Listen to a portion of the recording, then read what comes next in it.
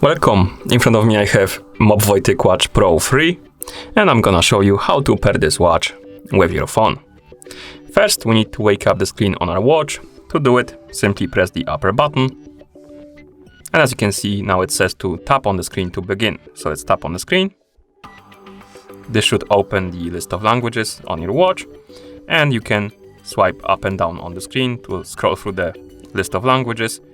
Find the language you like to use on your watch and tap on it to select it.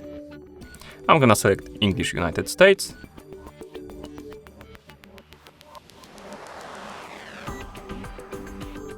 Now let's scroll down and tap on the I've read it button to continue. And now we need to download and install the Wear OS app on our phone. To do it, let's open the App Store on our phone. In the App Store, let's tap on search, type in Wear OS and tap search button. And here we have this app called Wear OS by Google Smartwatch. Select it by tapping on it. On this page, tap on Install. Wait until the app is done installing. After the app is done installing, you can tap on Open button to open it. And in the app, you should see this screen. Let's tap on Start Setup button. Here tap on I agree button. And here we have two options. Basically, we can agree to send the diagnostic data to Google if you want to. To do it, tap on I agree. If you don't want to, tap on No thanks to skip this.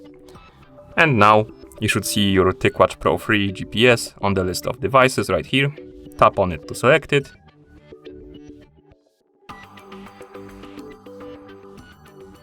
Then tap on Pair option.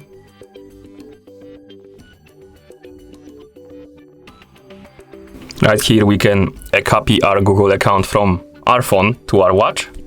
This will allow us to use Google features on our watch, like Play Store, Gmail, and stuff like that.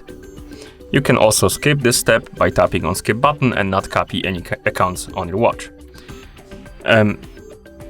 If you have more than one account on your phone, my bad, you will see multiple accounts right here on the list, and you can disable or enable them by tapping on switch. The enabled ones will be copied to your watch, of course. So enable the account you want to copy and tap next.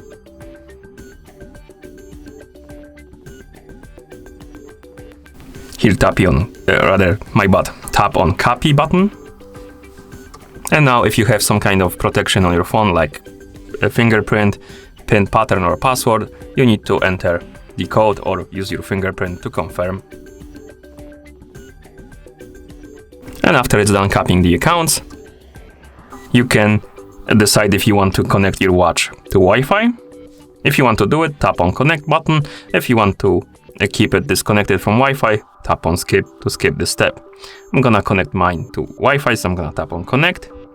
Here we can enable, or rather allow the watch to manage calls, sync the contacts and send messages.